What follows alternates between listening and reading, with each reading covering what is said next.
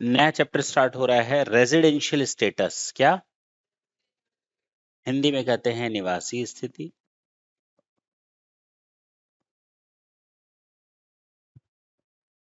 है क्या residential status?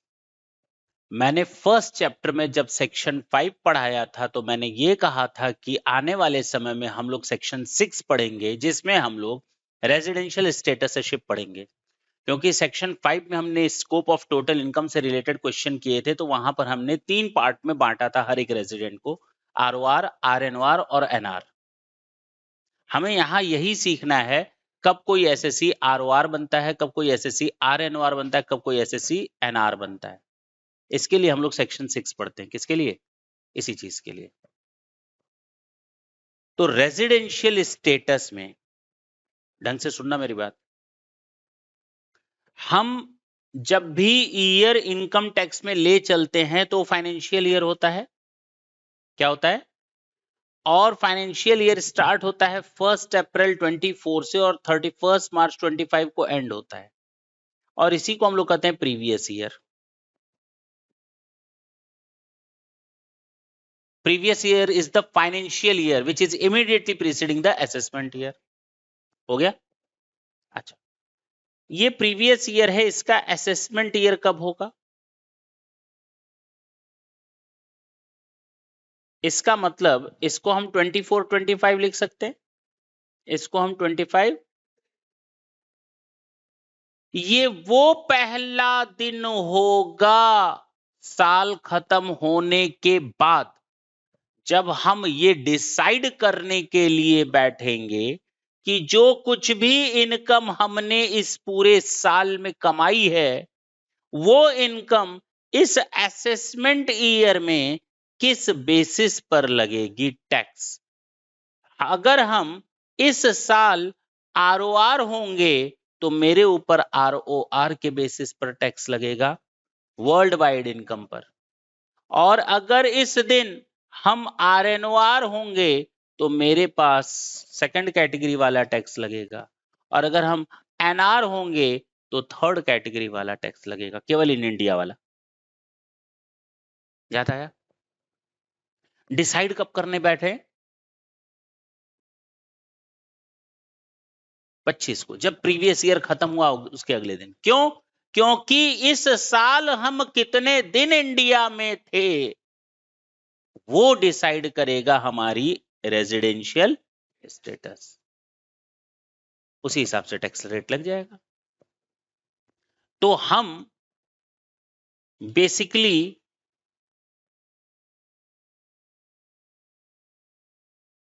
चौबीस 25 की बात कर रहे हैं। इसको हम नाम देंगे रेलिवेंट प्रीवियस ईयर। क्या नाम देंगे? क्योंकि इसी प्रीवियस ईयर के लिए डिसाइड करना है ना, और इसके पिछले सालों को हम नाम देंगे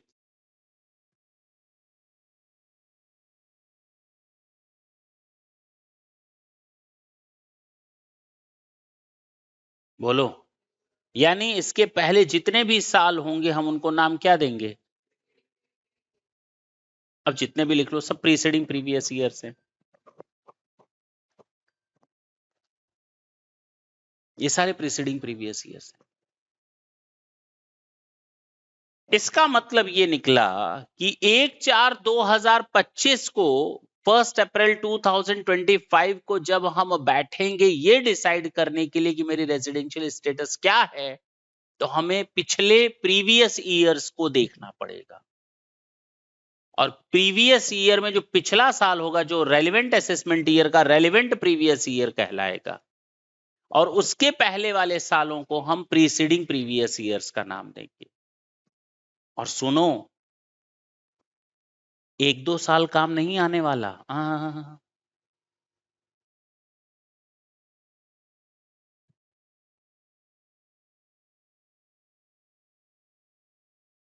रेलिवेंट प्रीवियस ईयर मान लेते हैं 24-25। बोलो, प्रीसीडिंग प्रीवियस ईयर में 23-24। पीछे चले, चलो उल्टा चलते हैं। यहां लिखते हैं रेलिवेंट प्रीवियस ईयर। कौन सा? अच्छा, रेलिवेंट प्रीवियस ईयर में 24-25 है।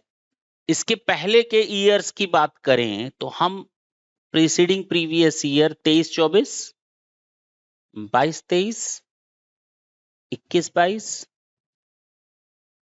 19-20, 18-19, 17-18। सर कितने सालों तक जाएंगे हम? 10 सालों तक जाएंगे। कितने?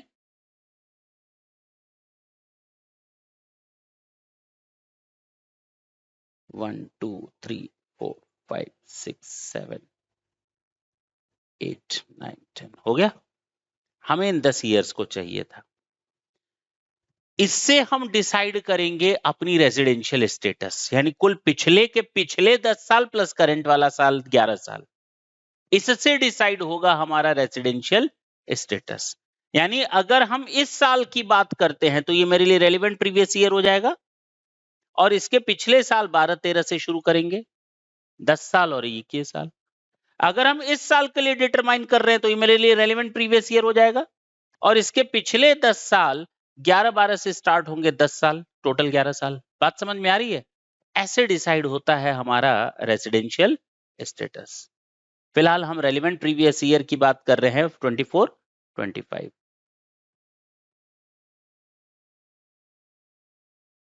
सबसे पहले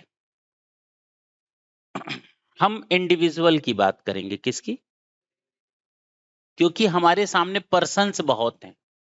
इंडिविजुअल है, एचयूएफ है, फर्म है, एओपी बीओआई है, लोकल अथॉरिटी है, कंपनी है, लोकल अथॉरिटी है, आर्टिफिशियल जुरिडिकल पर्सन है। ये 7 तरीके के पर्सन्स हैं, और सबके बारे में हमको रेजिडेंशियल स्टेटसशिप सीखना है। तो अगर हमने इसको सीख लिया तो ये सीखना बहुत आसान है। अगर हमने इसको सीख लिया तो इन सबको सीखना बहुत आसान है। तो first will try to discuss about the residential statusship of an individual. Individual की रेजिडेंशियल स्टेटसशिप कैसे निकालें? या तो ये रेजिडेंट होगा या तो नॉन रेजिडेंट होगा। इंडिविजुअल या तो रेजिडेंट होगा या नॉन रेजिडेंट होगा। और रेजिडेंट होने के लिए हमारे पास बेसिक कंडीशंस हैं। क्या है? अगर इन दो में से कोई एक शर्त पूरी हो जाए तो क्या बन जाएगा?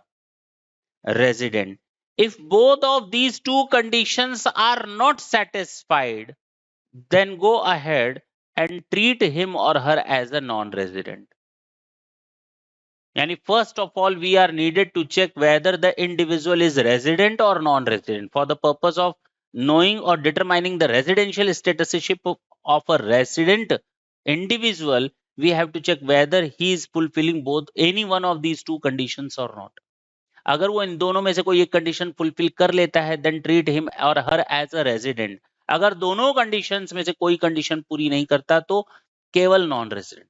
लेकिन अगर वो एक बार ये डिसाइड हो गया कि वो रेजिडेंट है, तो फिर हम आगे चेक करते हैं कि क्या वो ऑर्डिनरी रेजिडेंट है या नहीं है, यानी ROR है या RNOR है।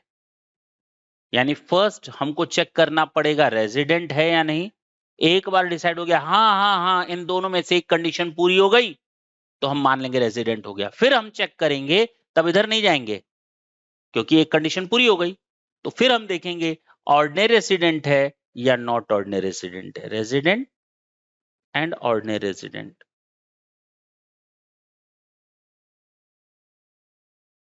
Resident but not ordinary resident. बोलो।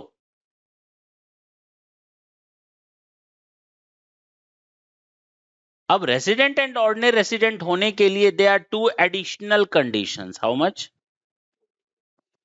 इनको हम ऊपर वाले को बेसिक कंडीशंस कहते हैं, इनको हम एडिशनल कंडीशंस कहते हैं। और यहां पर दोनों कंडीशंस पूरी होनी चाहिए। मैंने क्या वर्ड यूज किया? एंड। ऊपर क्या यूज किया था? और। समझ में आ रहा है? बस यही है। हमें ये कंडीशंस बता दीजिए सर चारों, हमारा काम खत्म। बोलो। सबसे पहले देखेंगे रेसिडेंट होने के लिए जो बेसिक कंडीशन है, what are those conditions? Relevant previous year में 182 डेज और मोर इंडिया में रहा हो। द एसएससी और the individual must be in India for 182 days or more in the relevant previous year. अगर ये कंडीशन पूरी ना हो पाए तो still you have one more chance to determine it. पहला कि रेलिवेंट प्रीवियस ईयर में 60 डेज और मोर आप इंडिया में रहे हो। कितने? और क्योंकि 60 दिन अकेले काम नहीं करेगा, नहीं तो 60 और 182 कोई मैच कर रहा है क्या? नहीं। हमें 60 दिन के अलावा एक और कंडीशन इसमें अपने आप जुड़ जाएगी कि 4 प्रीसीडिंग प्रीवियस ईयर्स में 365 डेज और मोर इंडिया में रहा हो। यानी हम इंडिविजुअल के लिए चेक करते हैं कि प्रीवियस ईयर में 182 डेज है, हो गया तो झंझट खत्म, मान लो ना रेजिडेंट। अब आगे की बात करो, ऑर्डिनरी है नॉट ऑर्डिनरी। लेकिन अगर 182 डेज वाली पूरी ना हो पाई तो still you have a chance. पहला कि प्रीवियस ईयर में आप 60 डेज या उससे अधिक थे, आंसर आता है हाँ, तो फिर पिछले 4 साल में देख लो 365 दिन थे या नहीं। अगर आप इस तारीख को इस साल 182 दिन इंडिया में थे तो बल्ले बल्ले, नहीं तो 60 डेज थे क्या, और प्लस इन 4 प्रीसीडिंग प्रीवियस ईयर्स में 365 डेज कम से कम। समझ में आई बात? तो हमने कितने सालों को बेस लिया?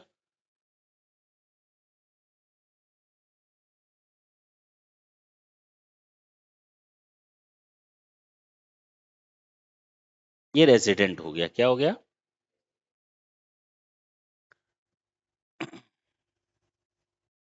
एक बार ये डिसाइड हो गया रेजिडेंट है, तो अब देखना पड़ेगा ऑर्डिनरी रेजिडेंट है या नहीं।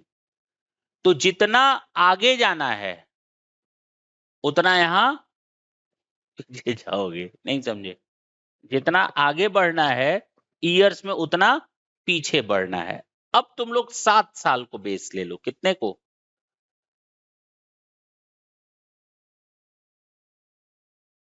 ये है 7 साल। बोलो। 7 प्रीसीडिंग प्रीवियस ईयर्स, 1 2 3 4 5 6 7। बोलो ना। 7 प्रीसीडिंग प्रीवियस ईयर्स में 730 दिन और मोर इंडिया में थे या नहीं? कितने दिन?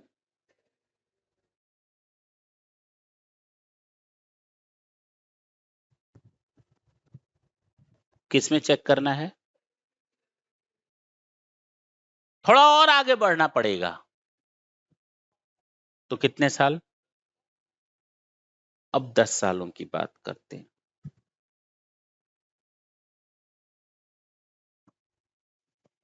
तो कहा गया कम से कम 2 इयर्स रेजिडेंट रहा हो। क्या? और ये जो कंडीशंस हैं ये किसके लिए हैं? तो यही तो बोल रहा है। यानी इन 10 सालों में 2 साल उसने ये वाली कंडीशंस पूरी की। समझे मेरी बात? इन 10 सालों में 2 साल कम से कम उसने ये वाली कंडीशन। हाँ,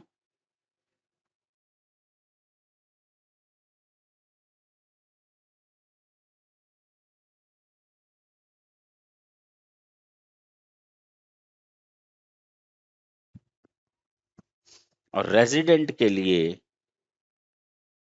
ये वाली कंडीशंस हैं। बस नोट कर लो। अगर ये दोनों कंडीशन पूरी नहीं हुई या एक पूरी हुई एक पूरी नहीं हुई तो वो क्या बन जाएगा? नोट कर लो इसको।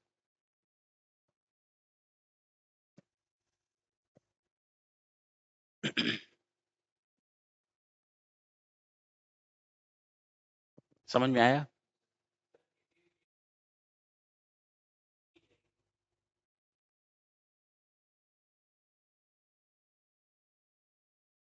इस बच्चे के लिए जोरदार तालियां बिल्कुल ना बजाना। गलत जवाब। ये कई किताबों ने भी लिख रखा है, लेकिन ये गलत है। जो ये बच्चा बोल रहा है कि if first one condition is fulfilled, then automatically the second one will be fulfilled. No, not at all. Not necessary at all. हो सकता भी है और नहीं भी हो सकता है। दिमाग में ये बात बैठा लेना। हाँ, हम कह तो रहे हैं लिखा है, लेकिन गलत लिखा है। कहो तो प्रूफ करके दिखा दें। मेहनत कराए बिना मानोगे नहीं।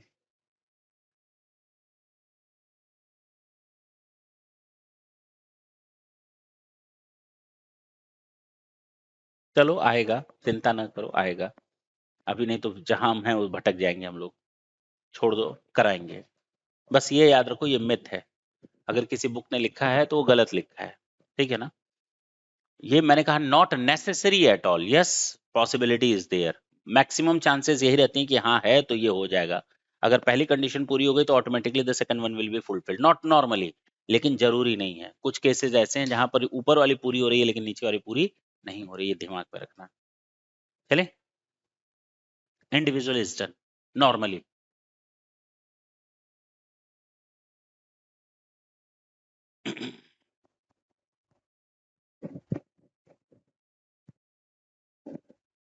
एचयूएफ की बात करते हैं। किसकी?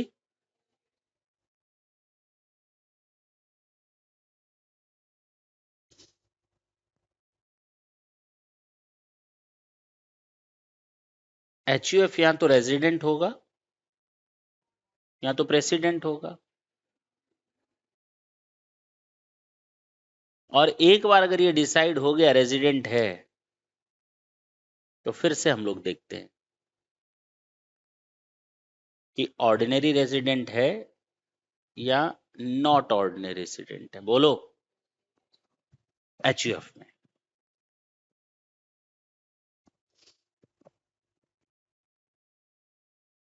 इसके लिए बोला गया वेदर पार्ट और full affairs of the business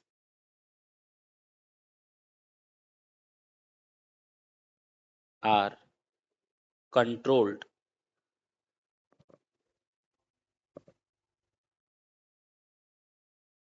from India.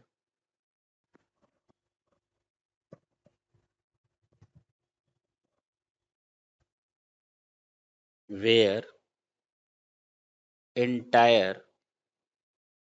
affairs of business are controlled from outside India। अगर 100% कंट्रोल आउटसाइड इंडिया से है तो वो नॉन रेजिडेंट है। लेकिन अगर थोड़ा भी, एक भी डिसीजन उसका इंडिया से होगा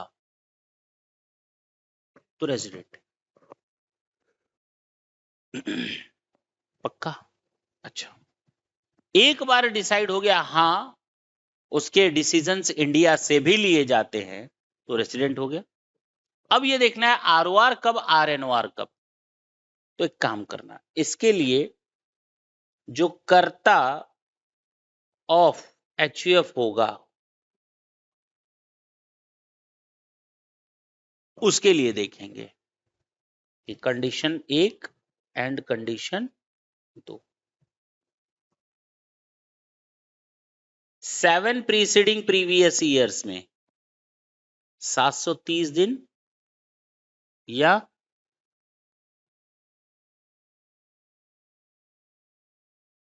10 प्रीसीडिंग प्रीवियस ईयर्स में 2 इयर्स और मोर। क्या रहा हो?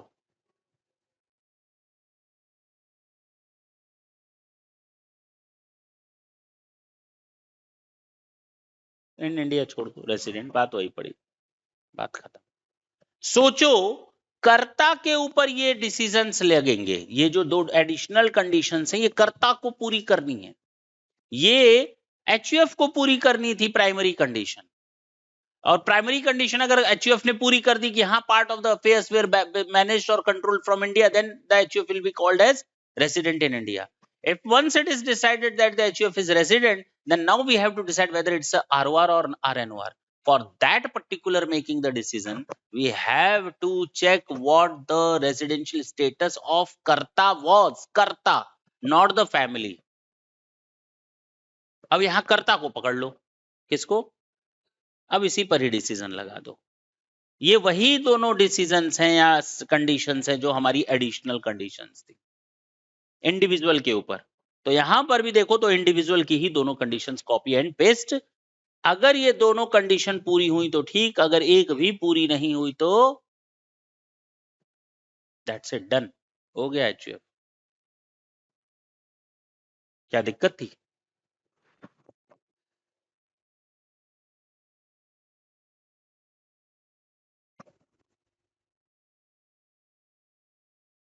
क्या प्रॉब्लम है?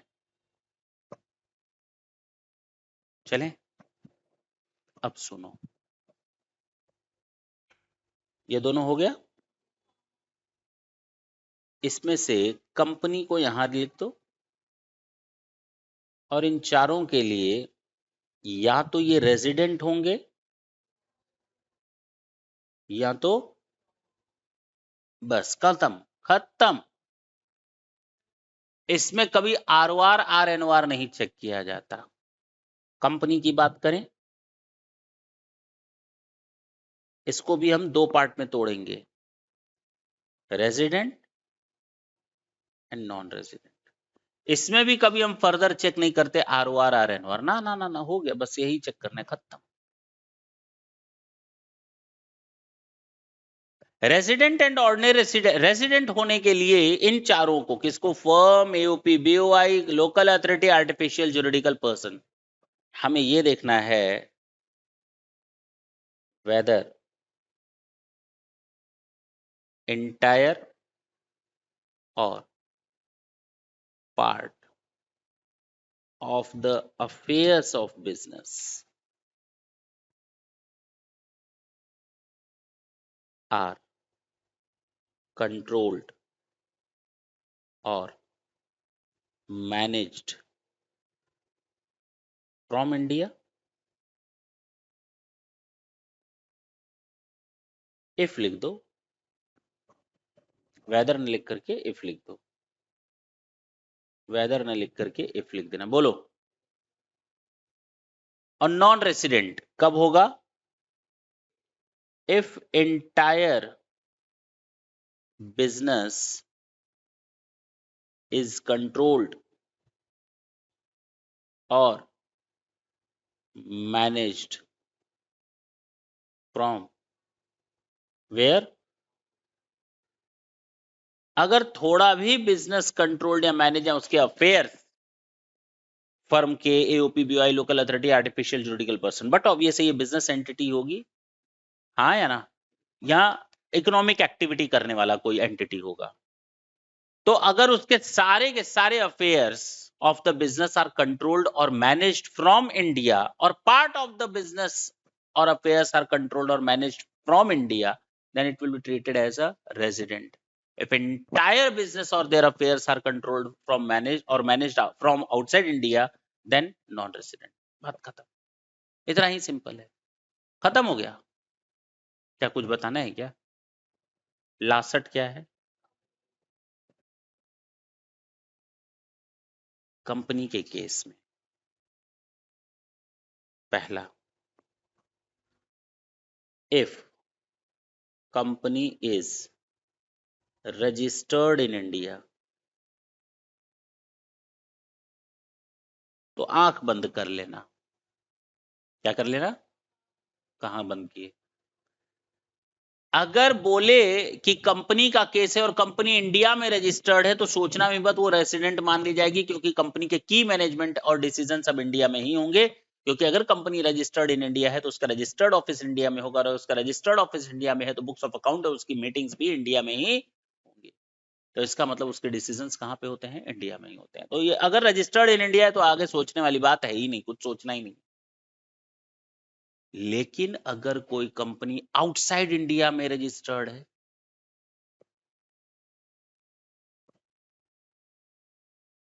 इफ कंपनी इज रजिस्टर्ड कहाँ? बुक ने ऐसे नहीं लिखा है, मैं लिख रहा हूं। तो क्या मानी जाएगी? ना, वो यहां भी आ सकती है। कहाँ? और वो यहीं रह भी सकती है। अरे, अगर कंपनी आउटसाइड इंडिया में रजिस्टर्ड है तो इंडिया में रेसिडेंट कब कहलाएगी? If POEM is in India,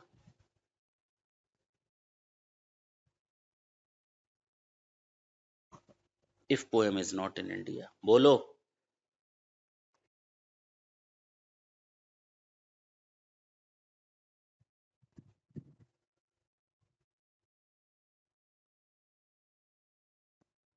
तो बुक ने ये वर्ड नहीं लिखा है, बाकी सब लिख दिया। तो अब समझ में आया क्यों? तो अगर कंपनी इंडिया में रजिस्टर्ड है तो रेजिडेंट मानी जाएगी, अगर कंपनी इंडिया में रजिस्टर्ड नहीं है तो भी इंडिया में ही मानी जाएगी रेजिडेंट, अगर उसका पोयम इंडिया में हो। सर पोयम का मतलब क्या है? गाना? डीजे वाले बाबू मेरा प्लेस ऑफ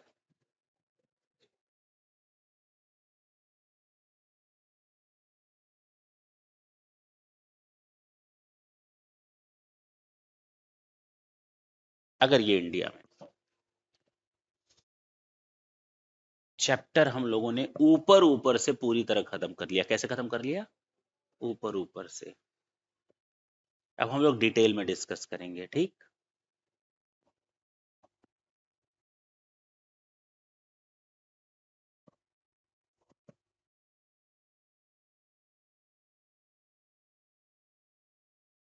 सबसे पहले किसको पकड़े? इंडिविजुअल के लिए मैंने ये बताया, या तो रेसिडेंट होगा या नॉन रेसिडेंट होगा। रेसिडेंट होने के लिए दो कंडीशंस हैं, प्रीवियस ईयर में 182 डेज और मोर इंडिया में रहा हो, या फिर प्रीवियस ईयर में 60 डेज और मोर रहा हो, उसके 4 प्रीसीडिंग प्रीवियस ईयर में 365 डेज इंडिया में रहा हो या उससे अधिक, तो रेसिडेंट होगा। अगर दोनों कंडीशन पूरी ना हो, दो में से एक पूरा करना था, दोनों ना हो, तो नॉन रेसिडेंट है। अगर एक पूरी हो जाए तो फिर आगे फर्दर चेक करो क्या वो आरओआर है या आरएनओआर है। आरओआर होने के लिए दो कंडीशन है, दोनों कंडीशंस पूरी करनी है। पिछले के पिछले 7 प्रीसीडिंग प्रीवियस ईयर्स में वो 730 डेज या उससे अधिक इंडिया में रहो। यहाँ पिछले के पिछले 10 सालों में 10 प्रीसीडिंग प्रीवियस ईयर में वो एटलीस्ट 2 इयर्स रेसिडेंट की पोजीशन संभाले हुए।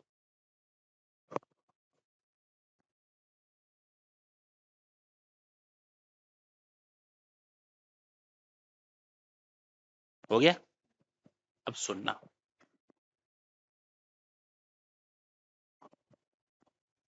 अब जो मैं बोलने जा रहा हूं उसमें केवल फर्स्ट कंडीशन ही रेलिवेंट होगी। Now the second condition is going to be irrelevant. Second basic condition बोलो।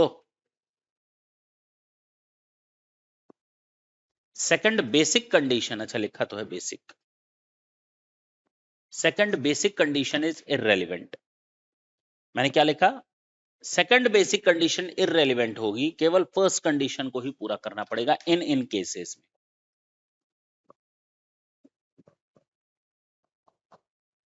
कौन कौन सी वो हैं कंडीशंस? कब कब उसको केवल फर्स्ट कंडीशन पूरी करना है? अगर कोई इंडियन सिटीजन, वर्ड क्या यूज किया मैंने, जो भारत छोड़ रहा है हमेशा के लिए एम्प्लॉयमेंट के लिए विदेश में, यानी वो नौकरी या बिजनेस करने के लिए विदेश जाएगा। कहां जाएगा? जॉब और बिजनेस करने कहां जा रहा है? अगर कोई इंडियन सिटीजन इंडिया छोड़ रहा है और उसके वापस आने की कोई उम्मीद नहीं है क्योंकि वो जा रहा है वहां बिजनेस करने या जॉब करने, तो उस केस में उसका 182 डेज वाला ही कंडीशन पूरी करनी पड़ेगी। 60 डेज प्लस 365 डेज वाला कंडीशन उसको पूरा करने की जरूरत है ही नहीं। केवल उसको फर्स्ट कंडीशन में ही डिटरमाइन करना whether he will be treated as a resident और नॉन रेजिडेंट। That's it. सोचना ही नहीं है। दूसरा, कोई भी इंडियन सिटीजन भारत छोड़ रहा है, वो इंडियन शिप का क्रू मेंबर बनना चाहता है। क्या बनना चाह रहा है? अगर कोई इंडियन सिटीजन इंडिया छोड़ रहा है जॉब के लिए, बिजनेस के लिए, तो उसको केवल फर्स्ट कंडीशन ही पूरी करनी है 182 डेज वाली, रेसिडेंट होने के लिए। अगर कोई इंडियन सिटीजन इंडिया छोड़ रहा है इंडियन शिप का क्रू मेंबर, हो मैंने कहीं फॉरेन शिप नहीं बोला, केवल इंडियन शिप का क्रू मेंबर बनेगा, तभी ये उसको कंडीशन मिलेगी 182 डेज की। तीसरा, द मोस्ट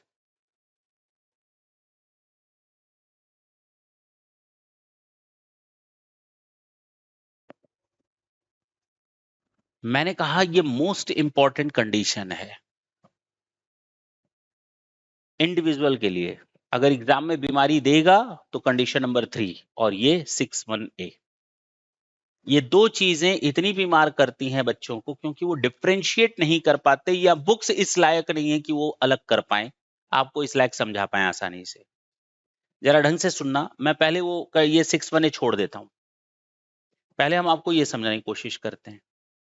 पहले ये सब कंडीशन नहीं थी, तो बड़ी आसानी से चैप्टर हो गया। हाँ हो गया, अब कर चलो क्वेश्चन सॉल्व करते हैं। That was very easy to handle this chapter. लेकिन जब से ये आई है ये कंडीशन, इसने इनको कॉम्प्लेक्स बना दिया है। चलें, अगर कोई इंडियन सिटीजन या इंडियन ओरिजिन का आदमी, अब इंडियन ओरिजिन का बंदा कौन कहलाता है? कोई भी ऐसा पर्सन, वो इंडियन ओरिजिन का कहलाएगा अगर वो या उसके पेरेंट्स में कोई भी एक, या ग्रैंड पेरेंट्स अनडिवाइडेड इंडिया में पैदा हुए। हाँ, अनडिवाइडेड इंडिया में पैदा हुए। हेयर ग्रैंड पेरेंट्स में भी पैटर्नल और मैटरनल, पापा की ओर से या मामा मम्मी की ओर से, कोई भी हो। ठीक है ना? अच्छा, फिर मैं बोलूं, कोई भी पर्सन इंडियन ओरिजिन का माना जाएगा अगर उनके पेरेंट्स, ये वो या उसके पेरेंट्स, वो या उसके पेरेंट्स या उसके ग्रैंड पेरेंट्स अनडिवाइडेड इंडिया में पैदा हुए हों। ग्रैंड पेरेंट्स में भी पैटर्नल और मैटरनल। ठीक है, अब वापस आए। अगर कोई इंडियन सिटीजन या इंडियन ओरिजिन का आदमी, अब मान लो कोई बंदा, जब पार्टीशन हुआ तो कुछ लोग सीधे बाहर चले गए, विदेश चले गए, इंडिया में आई नहीं। पैदा तो वो अनडिवाइडेड इंडिया में हुए थे। उनके बच्चों को क्या माना जाएगा? Person of Indian origin. comes on a visit to India. They are not coming here permanently. They are just coming here to visit India. During the previous year, तो हम इस कंडीशन को थोड़ा सुधारेंगे। किस कंडीशन को सुधारने की बात कर रहे हैं? इस कंडीशन को, हाँ, इस कंडीशन को।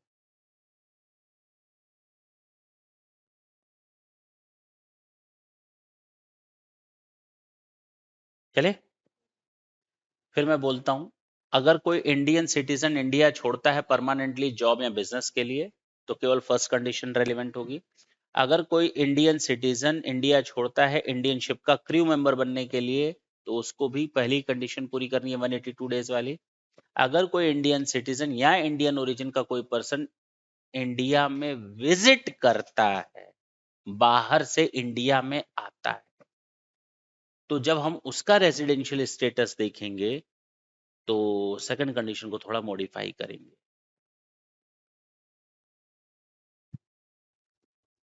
अगर उसकी टोटल इनकम जो आ रहा है, other than the income from foreign sources, जो विदेश की इनकम है छोड़ दो, जो इंडियन सोर्सेस की इनकम है उसी को पकड़ो।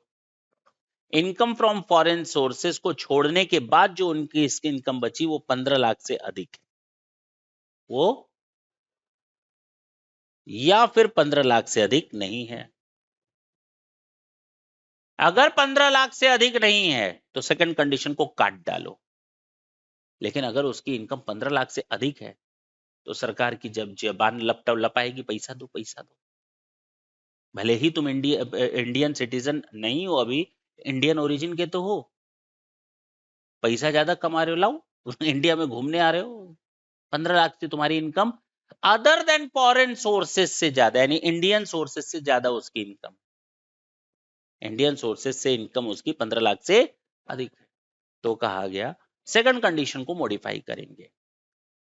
जो 60 दिन लिखा है ना, उसको 120 डेज और मोर करेंगे और लेस देन 120 डेज 182 डेज करेंगे during the previous year and for 365 days. समझ में आई बात? यानी अगर कोई बंदा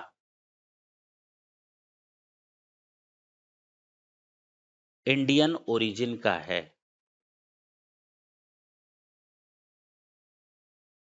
और वो विजिट टू इंडिया करता है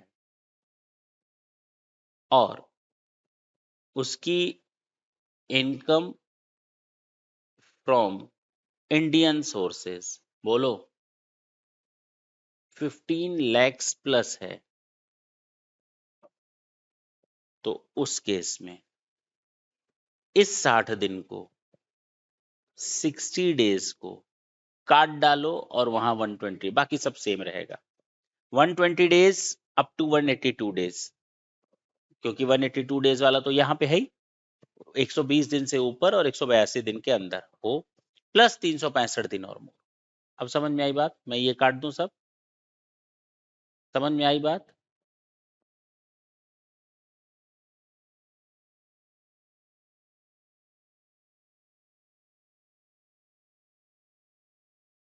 चले, ये तो थी एक condition. Income from foreign sources, कोई भी ऐसी इनकम जो एक्रू और अराइज आउटसाइड इंडिया हो, जो तुम लोगों ने सेक्शन 5 में पढ़ा था ना, इनकम एक्रू और arise outside India but business is controlled और profession is set up in India, उसको मारो गोली, उसको मत रख लेना। केवल वही रखोगे इनकम एक्रू और arise outside India any other case वाला। कौन सा वाला? And which is not deemed to accrue और अराइज इन इंडिया, ठीक है ना? समझ में आया? अब आते हैं फिर से एक चीज, डीम्ड रेजिडेंट। ये तो इंडियन ओरिजिन का बंदा था ना, मैंने क्या कहा? जो घूमने आया था। गवर्नमेंट ने कहा, गवर्नमेंट ने कहा, ऐसी शॉकिंग न्यूज दी लोगों को। गवर्नमेंट ने कहा तुम इंडियन हो? हाँ। कहाँ रहते हो? दुबई में। कहाँ रहते हो? मॉरिशस में। कहाँ रहते हो? रिपब्लिक चेक में।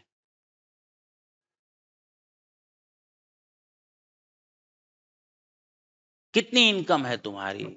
20 lakh, 25 lakh, other than foreign source. तो बेटा, अगर तुम एक दिन भी इंडिया में नहीं रहे ना, कितना दिन? सिटीजन हो ना, एक भी दिन इंडिया में नहीं रहे तो भी हम तुम्हें RNOR मान लेंगे और आपके ऊपर टैक्स लग जाएगा। हाँ हाँ हाँ हाँ हाँ। आप एक भी दिन इंडिया में ना हो तो भी यहां कैलकुलेशन होगा ही नहीं आपका। पिछले साल 182 दिन, पिछले साल 60 दिन, अरे मारो गोली कैलकुलेशन को। If you didn't visited even a single day in India, even though you will be treated as RNOR if you fulfilled all these conditions। पहली कंडीशन कि आप इंडियन सिटीजन हो। दूसरी कंडीशन, आपकी फॉरेन सोर्सेज की income 15 lakh, income other than foreign sources 15 lakh से अधिक है, यानी इंडिया से जो कमा रहे हो 15 लाख से अधिक कमा रहे हो, आप इंडियन सिटीजन हो। लेकिन आप कमा कहाँ रहे हो? बेसिकली आप रह कहाँ रहे हो? विदेश में। कहाँ रह रहे हो? और जब आप विदेश में रह रहे हो, इंडिया में एक भी दिन नहीं आए, तो आपकी इंडियन इनकम पर टैक्स वैसे भी नहीं लगेगा। क्यों? नहीं समझे मेरी बात। अगर आपकी income other than income from foreign sources 15 lakh से अधिक है, छोटा मोटा अमाउंट नहीं कमा रहे हो, और विदेश में रहते हैं आप, एक भी दिन इंडिया में नहीं आए, आप इंडियन सिटीजन हैं, तो आप हमारे कमाऊ पूत हैं, हम आपसे भी टैक्स लेंगे, आपको हम आर एन आर अपने आप मान लेंगे, बशर्ते कि आपको उस अमाउंट ऑफ इनकम जो आप विदेश में कमा रहे हैं उस पर 1 रुपए भी टैक्स नहीं देना पड़ रहा है। तो ना तो आप इंडिया में टैक्स दे रहे हो, न विदेश में दे रहे हो, और विदेश में इसलिए नहीं दे रहे हो क्योंकि आपकी डोमिसाइल नेचर वही था, या कह सकते हो उस देश का लॉ कहता है आपको इनकम टैक्स नहीं देना। जब आप ऐसी कंट्री में रहते हो जहां टैक्स लगता नहीं है और आप इंडियन सिटीजन हो, वहां भी इनकम कमाकर लाल हुए जा रहे हो, और इंडियन सिटीजन हो तो इतने लाल क्यों हो रहे हो? कुछ पैसा इधर भी दे दो, क्योंकि आप हमारे लाल हैं, ठीक है ना? तो कहता है वो इंडियन सिटीजन है, उसकी total income other than foreign sources 15 lakh से अधिक है, वो कोई भी कंडीशन पूरी नहीं कर रहा, बेसिक कंडीशन, हाँ या ना? He is not liable to tax, किसी भी और कंट्री में उसके ऊपर टैक्स नहीं लगता है, तो उसको क्या मान लिया जाएगा? R N R. अगर कोई इंडिविजुअल दुबई में काम कर रहा है, कुवैत में काम कर रहा है, या केमन आइलैंड्स एक्सेट्रा में काम कर रहा है, जहां पर उसकी इनकम पर कोई टैक्स नहीं लगता, हाँ या ना? तो अगर उसकी 15 लाख से अधिक की इनकम है, income other than income from foreign sources, तो एक भी दिन अगर इंडिया में नहीं आया तो भी उसको आर एन आर मान लिया जाएगा, या डीम्ड रेजिडेंट मान लिया जाएगा। मेरी बात समझ में आई? कहानी बिल्कुल क्लियर है? दोनों में डिफरेंशिएट कर लोगे, ऊपर वाला और नीचे वाला। अगर कोई इंडियन सिटीजन इंडिया छोड़ता है जॉब या बिजनेस के लिए, तो उसको 182 दिन की कंडीशन 182 डेज वाली कंडीशन पूरी करनी पड़ती है। अगर कोई इंडियन सिटीजन इंडिया छोड़ता है, इंडियन शिप का क्रू मेंबर बन जाता है, तो भी उसको केवल और केवल 182 डेज वाली कंडीशन पूरी करनी पड़ती है। अगर कोई इंडियन सिटीजन या इंडियन ओरिजिन का बंदा इंडिया में विजिट करने आता है, तो उसके लिए कंडीशन नंबर 2 को मॉडिफाई किया गया है। अगर उसकी income from foreign sources, income other than income from foreign sources, यानी इंडिया की इनकम 15 लाख के अंदर है, तो भैया उस कंडीशन को पूरी नहीं करना, केवल कंडीशन नंबर 1 को पूरा करना है। अगर 15 लाख से अधिक है तो 120 दिन से 182 दिन लिख देना है, 60 दिन को काटकर 120 टू 182 डेज लिख देना है। और अगर कोई इंडिविजुअल जो इंडियन सिटीजन है, इंडिया में एक भी दिन नहीं आया, जिस देश में कमाता है उस देश में उसके ऊपर कोई टैक्स नहीं लगता, एक भी दिन इंडिया में नहीं आया, और उसकी income other than income from foreign sources 15 lakh से अधिक है, तो उसको हम इंडिया में टैक्स लेने के लिए आर एन आर मान लेंगे। Topic is over. ये क्वेश्चन करें, अब जल्दी होगा। Sam came to India 24-25,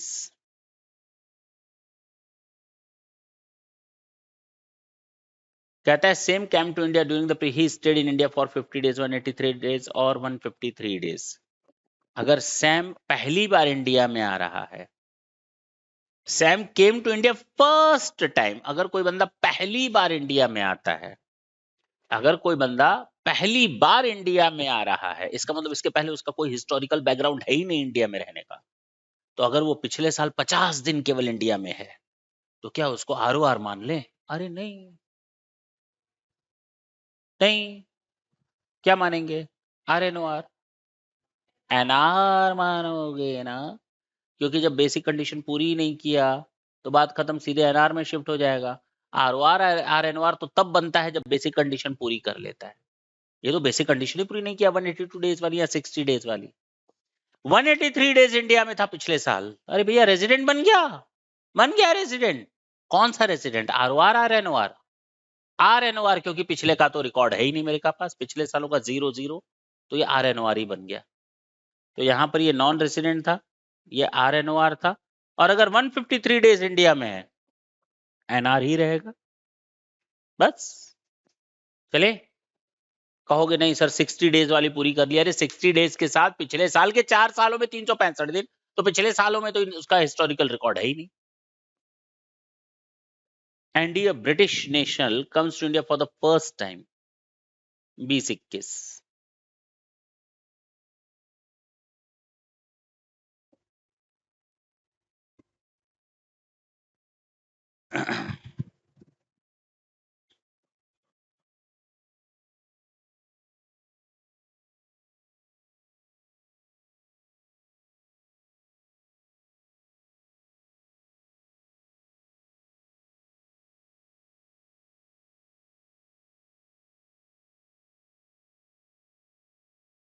Now, and a British nation comes to India for the first time 2021। पहली बार वो 2021 में आई थी। उसका रेसिडेंशियल स्टेटस निकालो 24-25 में, 25-26 में, सॉरी। ठीक है, बताओ कैसे निकलेगा। क्या वो प्रीवियस ईयर में 182 डेज थी? क्या वो प्रीवियस ईयर में 60 डेज थी? और क्या पिछले 4 सालों में 365 दिन थी? कितने? हाँ या ना? है 240। 355 कहां हुआ? No, big no. तो ये NR हो गए ना। इसने पहली कंडीशन 182 डेज की पूरी की ना, उसने सेकंड कंडीशन पूरी की। क्या बन गई? कुछ सोचना है क्या? कितना है? 355 आ रहा है ना?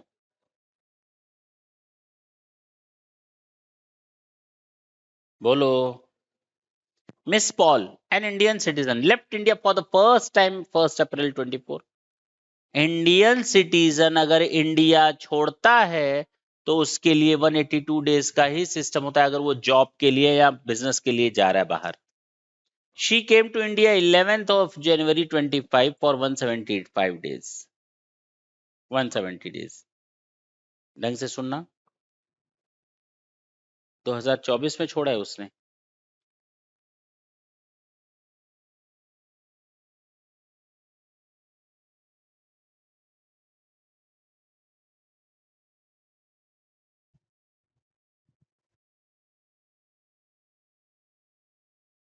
एक अप्रैल 24,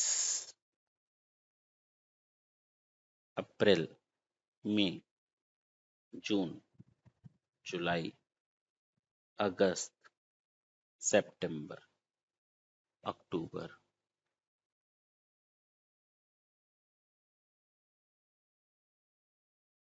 देखो इधर, 1 अप्रैल 24 को वो गई मिस पॉल, 1 अप्रैल 24 को।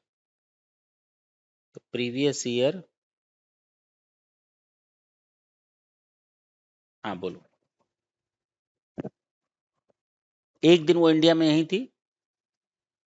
जिस दिन आप इंडिया छोड़ते हैं, जिस तारीख को, वो पूरी तारीख मान ली जाती है आप इंडिया में थे। जिस तारीख में आप इंडिया में आते हैं, वो पूरी डेट आपकी इंडिया में मान ली जाती है।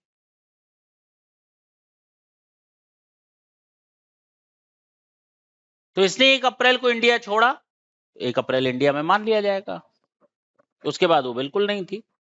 वो 11 जनवरी 2025 को आई। ओ ओ ओ ओ ओ ओ ओ, ये अप्रैल 24 है और ये जनवरी, तो ये कब आई है? 11 जनवरी 25 को। तो 10 दिन हटा दो तो 21 दिन यहां पर इंडिया में थी। और वो इंडिया में आई कितने दिन के लिए? 170 दिन के लिए। इसका मतलब पूरा 28 दिन इंडिया में रहेगी, पूरा 30-31 दिन इंडिया में। इसके बाद कितने दिन हो गए ये जरा कैलकुलेट करो तो, ये कितने हो गए? हाँ, 81। 81 के बाद इसने फिर 25-26 में रही होगी 30 दिन। बताओ कितने दिन हो गए? 111। 31 और हटा जोड़ लो, 170 डेज के लिए आई थी ना। 142 माइनस करो 170 से, चलो जो भी हो, 28 दिन वो इंडिया में और थी, ये 170 दिन इंडिया में आई। हाँ या ना? लेकिन हमारे लिए तो इंपॉर्टेंट ये है ना, प्रीवियस ईयर, जिस साल का टैक्स निकालना है। बताओ पिछले साल वो इंडिया में कितने दिन थी?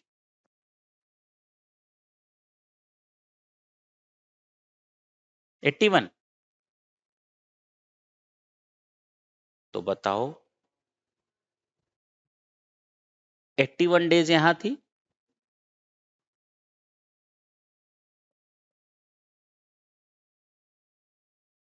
बस यही है। अच्छा, कोई और क्वेश्चन है ही नहीं इसमें कुछ?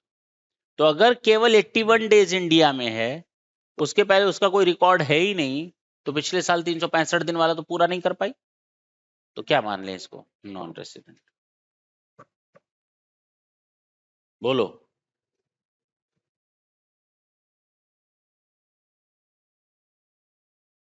क्वेश्चन नंबर 4 समझ में आ रहा है ना? Mister x aged 19 years left India for the first time 31st March 24 में determine his residential status for the previous year 24-25। वो एम्प्लॉयमेंट पर्पस के लिए इंडिया से बाहर गया है 31 मई 2024 को। देखो, अप्रैल और मई में इंडिया में था, उसके बाद कभी नहीं इंडिया आया, और फर्स्ट टाइम छोड़ रहा है। तो टोटल प्रीवियस ईयर में कितना दिन था? और तुम लोग को मालूम है, जो बंदा एम्प्लॉयमेंट के लिए आउटसाइड इंडिया जाता है तो उसके लिए फर्स्ट कंडीशन ही रेलिवेंट होती है, तो उसको 182 दिन वाली कंडीशन पूरी करनी थी, नहीं कर पाया, क्या माना जाएगा? Non resident. लेकिन अगर दूसरा, अगर वो टूर पर निकला है, तो उसके लिए दोनों कंडीशन में से कोई एक कंडीशन पूरी करनी है। क्या वो पिछले साल 60 दिन था? हाँ। उसके पिछले 4 सालों में? हाँ, क्योंकि वो फर्स्ट टाइम इंडिया छोड़ रहा है, तो इसका मतलब पूरे साल भर इंडिया में था। तो रेसिडेंट एंड ऑर्डिनरी रेसिडेंट हो गया। क्या हो गया? और ऑर्डिनरी भी हो जाएगा, क्योंकि पिछले कई सालों से वो इंडिया में ही रह रहा था। ROR। नहीं समझ में आया? ये तुम लोग को कॉपी में लिख करके लाना है, जैसे दिया है ना वैसे ही कोशिश करना कॉपी पेस्ट करने की अपने वर्ड्स में, लेकिन इसको पढ़ने के बाद। Question number 5।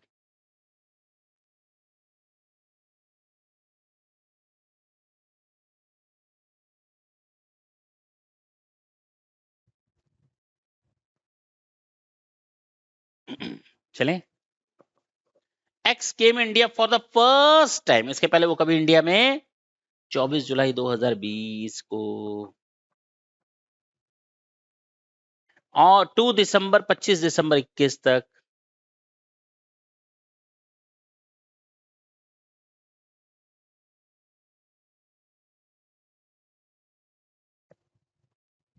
He was in India again, he came to India 5 अगस्त 24 को।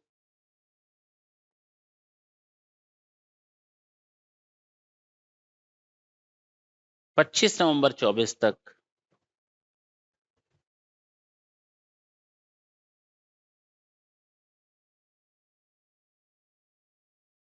करें?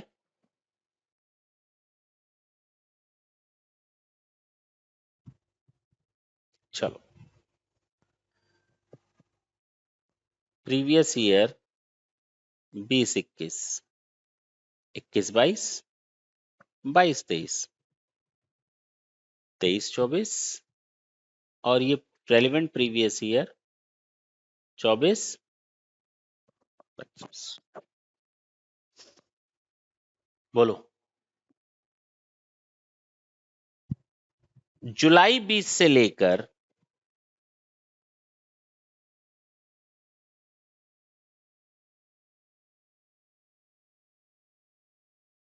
ये दिसंबर 20 है।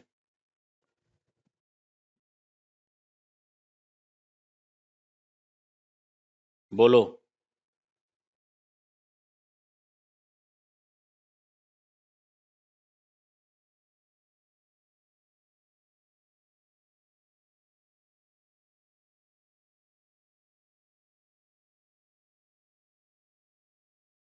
पच्चीस दिसंबर 21। अब जरा देखो 2 सालों में क्या क्या हुआ। यह 20-21, यह 21-22। बोलो, जुलाई 20 को 24 तारीख को आया, तो 31 में से 23 दिन हटा दो, 8 दिन। कितने दिन? 30 दिन।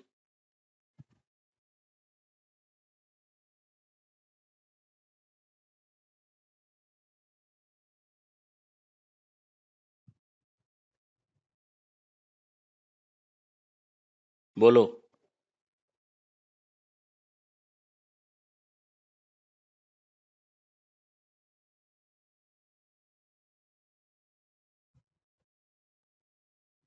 जरा इसका कैलकुलेशन करो। 251, हाँ 261, देख लेना। 269 हो गया। फिर वो कब आया?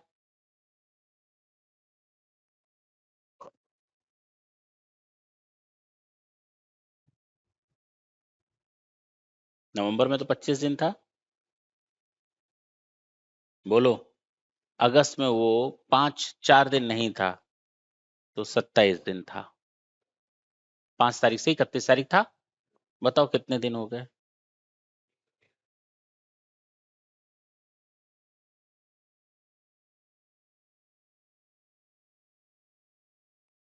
क्या वो प्रीवियस ईयर में 182 दिन था? दूसरा देखते, क्या वो प्रीवियस ईयर में 182 डे 160 डेज था? 60 डेज, हाँ।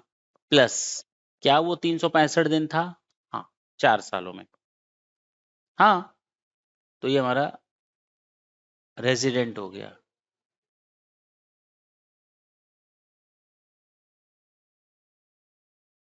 730 दिन तो है ही नहीं, तो RNOR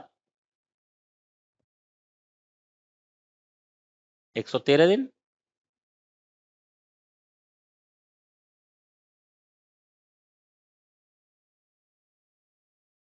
मैच कर रहे हैं ना? 10 RNOR ही होगा।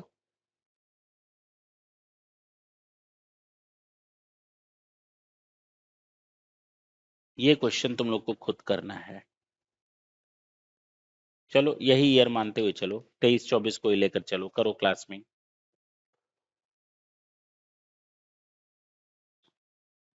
हम इसको ऐसे ही इसी प्रीवियस ईयर को बेस लेकर के चलते हैं, ठीक है?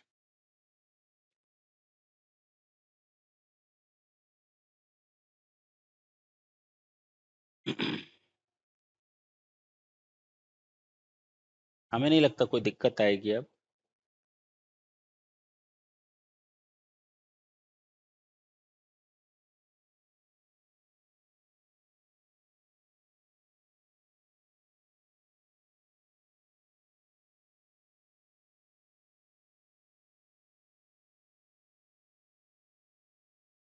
कितने कॉलम बन गए?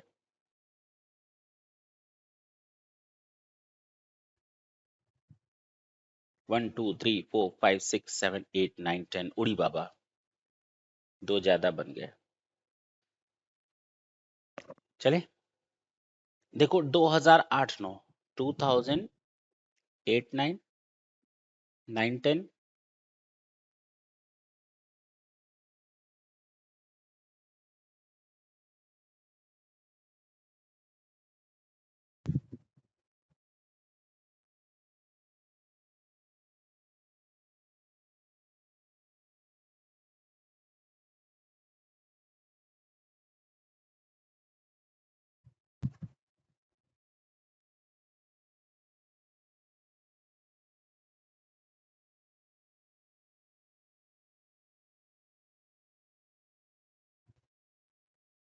देखो इधर, प्रीवियस ईयर कौन सा है? ये रेलिवेंट है। अब इसके लिए कह रहा है, x resides in during the previous year 83 days. कितने दिन था यहाँ पे? 22-23 में कितना था? और 15 175। 121 310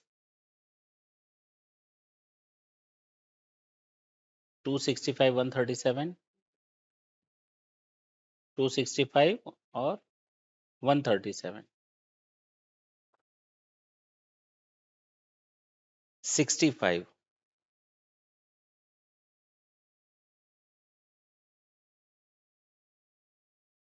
137 265 75 एक मिस कर गए क्या?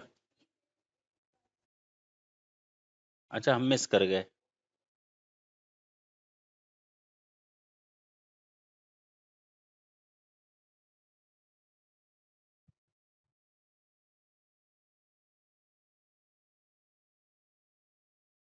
वाह भाई वाह।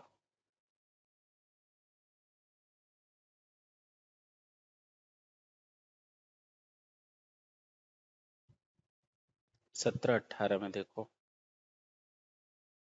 265, उसके पहले 16 17 में बताओ 137। 65 123 कितने साल? 10 साल हो गए। 115 36 देख लेते हैं। 10 9 8 7 6 5 4 3 हो गया। अब जरा देखो, फॉरेन सिटीजन है, कुछ और कंडीशन तो दी नहीं है। क्या वो पिछले साल 182 दिन था? नहीं। क्या वो पिछले साल 60 डेज प्लस था? यस, ये कंडीशन पूरी हो गई। पिछले 10 सालों में कि पहले पिछले 4 सालों में? तो 1 2 3 4 पिछले 4 सालों में 365 डेज है तो ये भी डन हो गया। तो इन दोनों के डन होने से ये क्या बन गया? अब इसको क्या बनना है? प्रेसिडेंट। तो इसके लिए पिछले 7 साल यहां से लेकर यहां तक जरा ऐड करो तो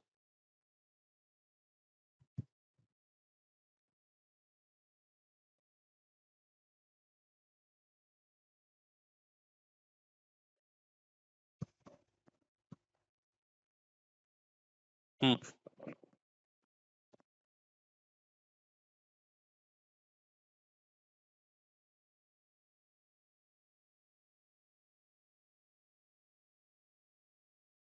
कितना आ रहा है?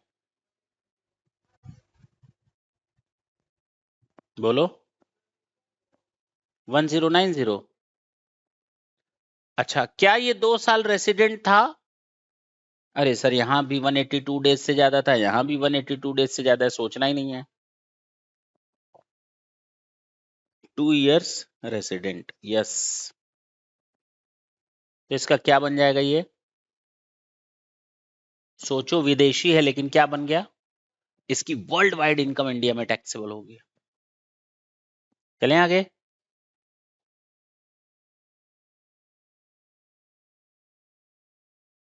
ये कर लो, थोड़ा जल्दी करना। X a foreign citizen came to India first time इतना, टू दिसंबर इतना, he was in India again, he came to India on 5 July 2000 5 August 2023 for employment purposes and left India on November. भैया तुम कौन हो? विदेशी हो और तुम आ रहे हो जॉब पाने। इंडिया से जा रहे होते तो 182 डेज का सोचते, तुम विदेश से इंडिया में आ रहे हो। अगर तुम पिछले साल, तुम्हारे ऊपर नॉर्मल सिस्टम एप्लीकेबल होगा। क्या होगा? तुम्हारे लिए कोई स्पेशल सिस्टम नहीं बनाया गया है। प्रीवियस ईयर में 60 days plus previous 4 preceding year में 365 डेज, या प्रीवियस ईयर में 182 डेज, वो लगेगा ही लगेगा। तो देख लेना इसको, आंसर ये आ जाएगा। इसको देखो, mister Bam came to India from England and after staying 3 years in India, he went Germany 1 जुलाई 20 को। On 1st April, he again came back to India and stayed in India up to 31st July. He went to Denmark and monthly salary। अरे भैया, तुम कहीं भी जाओ, उससे क्या, तुम इंडियन सिटीजन हो, विदेश में जॉब करने जाते तो हम एक बार सोचते तुम कौन हो? विदेशी। तो तुम कहीं भी सैलरी कमाने जाओ, हमें उससे कोई लेने देने नहीं।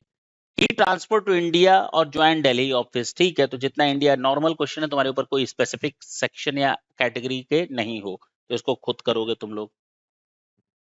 ब्राउन अ सिटीजन ऑफ बहर Bahama came to India for the first time on 10th of August and stayed up to 5th March. Subsequently, he stayed in India during इतना इतना साल इतना कर लोगे ये कोई स्पेशल कंडीशन नहीं है तुम लोगों को जो करना है घर पे कर नहीं पाओगे वो है ये मैं करता हूं ठीक ताकि ये टॉपिक पूरी तरह खत्म हो जाए हम लोग को केवल अब इंपॉर्टेंट चीजें करनी पड़े देखो जो मैंने कहा ना जिस दो पॉइंट्स मैंने बताए एक तो डीम्ड रेजिडेंट 6(1) है और उसके ऊपर मैंने बताया exception to the normal resident वाला कहता है एक फॉरेन सिटीजन है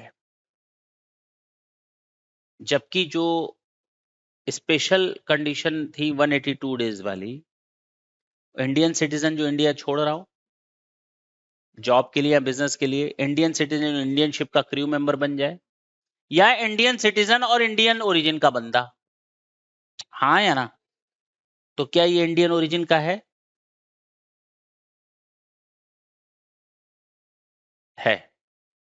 जैसे ही ये इंडियन ओरिजिन का वर्ड आया सामने तुरंत वो वाली कंडीशन याद रखना कि अगर कोई इंडियन सिटीजन या इंडियन ओरिजिन का आदमी विजिट करने आता है इंडिया में और उसकी इनकम 15 लाख से अधिक है अगर 15 लाख से कम है income other than income from foreign sources तो उसके ऊपर सेकंड कंडीशन लगेगी नहीं केवल फर्स्ट कंडीशन एप्लीकेबल होगी क्या उसकी इनकम 15 लाख से अधिक है यस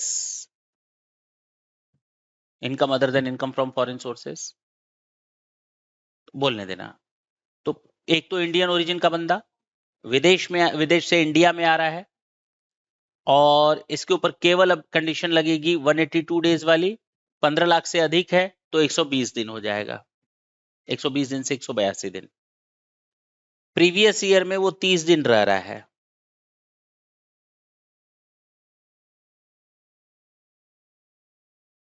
तो 30 दिन वाला तो सिस्टम नहीं लगेगा क्या बन जाएगा क्या दिक्कत आई कंडीशन वहीं खत्म अगर आप 120 दिन और 182 दिन के अंदर आते तो हम RNOR मान लेते आपको आपके ऊपर ये वाली जो कंडीशन है कहां गई कहां गई कहां गई कहां गई ये 120 दिन हो जाता बस ठीक तब आप इसको चेक करते नहीं हो रही है 30 ही दिन है तो भैया इधर चले आओ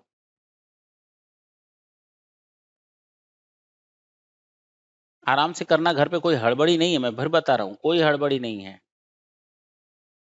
क्या ये इंडियन सिटीजन है क्या इंडियन ओरिजिन छोड़ दो इंडियन सिटीजन है तो बात ही खत्म अगर इंडियन सिटीजन है तो इसके ऊपर दो एक्सेप्शनल केसेस लगेंगे पहला कि वो इंडिया में आया था और उसकी 15 लाख से अधिक की इनकम थी दूसरा वो इंडिया में आया ही नहीं था और उसका विदेश में टैक्स नहीं लग रहा तो इंडिया में लगा दो डीम्ड रेसिडेंट वाला तो क्या उसके पास 15 लाख से अधिक की इनकम है ना बाबा ना तो सबसे पहले ऊपर वाले पर चलो क्या इंडियन सिटीजन पर एप्लीकेबल होता है हाँ क्या वो इंडिया में घूमने आ रहा है हाँ क्या उसके पास इंडियन इनकम है हाँ 15 लाख से कम है हाँ 15 लाख से कम है तो उसके ऊपर केवल फर्स्ट कंडीशन लगेगी 182 डेज वाली क्या उसको दूसरे देश में टैक्स देना है नहीं देना तो डीम्ड रेसिडेंट वाले में आ जाओ 15 लाख से अधिक होगी तभी वो डीम्ड रेसिडेंट लगेगा लेकिन ये तो 15 लाख से कम है तो डीम्ड रेसिडेंट वाला भी सेक्शन नहीं लगेगा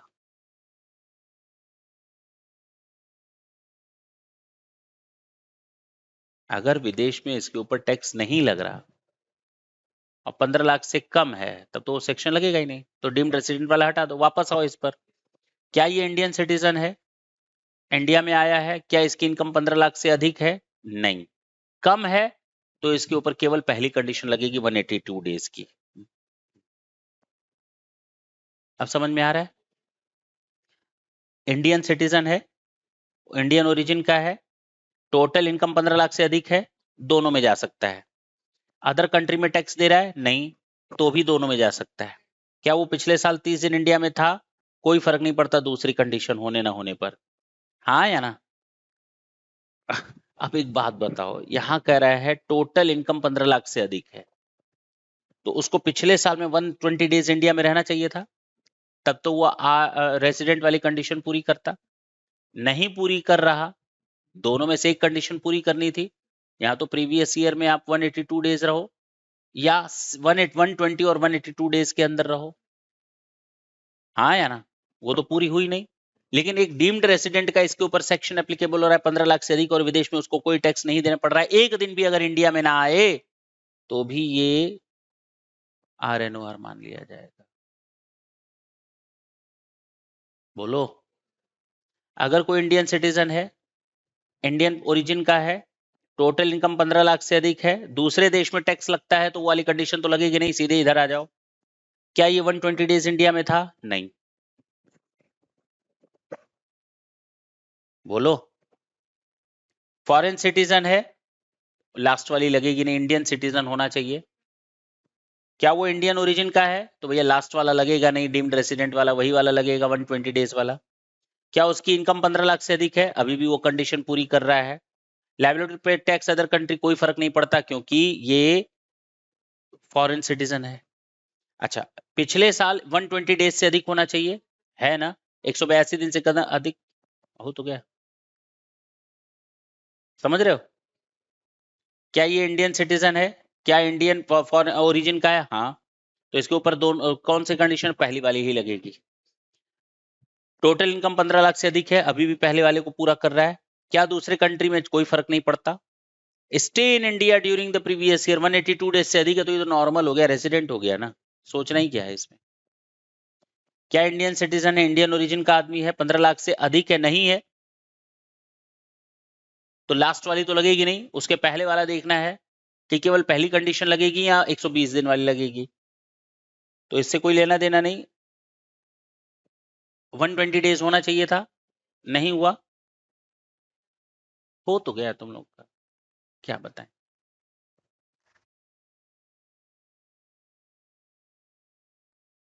अगर कोई बंदा इंडियन शिप का क्रू मेंबर बन जाता है, क्या बन जाता है?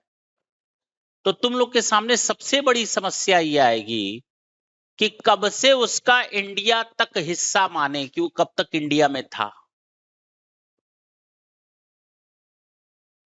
तो कहा गया, क्योंकि जहाज पर बैठ जाना और जहाज में 4 दिन तक बैठे रहना, उसके बाद जहाज का चलना, और जहाज को इंडियन टेरिटरी को पार करना, या बाहर से जहाज को इंडियन टेरिटरी में आना और पोर्ट पर ही 10 दिन खड़े रहना, वो बंदा तो जहाज पर ही बैठा है या नहीं बैठा है, पोर्ट पर है, तो क्या करे, कैसे कैलकुलेट करे उसको इंडिया में कितने दिन रहा। तो उसके लिए कहा गया कि उसकी पीरियड, ढंग से सुनना, in the case of an individual being a citizen of India and a member of the crew of a ship, the period or periods of stay in India shall in respect of an eligible not include the following period. Word ढंग से पढ़ो, हम क्या बोल रहे हैं, इस period को हटा देना, यानी जब हम उसका इंडिया में रहने वाला डेट निकालें तो इन पीरियड को हटा देना। जिस दिन उसने साइन इन किया है, क्या किया है? The date entered into the continuous discharge in respect of joining the ship, उस दिन से हटा दो। यानी कि भले ही वो उस दिन इंडिया में ही था, पोर्ट पर था, लेकिन उसने साइन कर दिया रजिस्टर पे, तो मान लिया अब इंडिया में नहीं है। और जब उतरना था, वापस जहाज आया 2 महीने 3 6 महीने बाद, तो जैसे ही उसने डिस्चार्ज सर्टिफिकेट पर साइन ऑफ किया, साइन इन और साइन ऑफ, क्या? साइन इन, साइन ऑफ, बस। इस पूरे के पूरे पीरियड को हटा देना, इन दिनों को भी, इवन साइन इन वाला डेट भी हटा देना और साइन ऑफ वाला डेट भी हटा देना, मान लेना वो इंडिया में था ही नहीं। अरे बोलो, सब हो गया। अब नेक्स्ट सेक्शन में देखेंगे, याद रखना क्वेश्चन नंबर 11 12 13 अब जल्दी जल्दी खत्म होगा।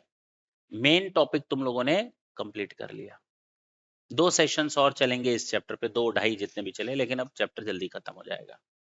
उसके बाद हम लोग अपने न्यूमेरिकल पर चलेंगे, सैलरी नॉर्मल पहुंच जाएंगे। टाटा बोले।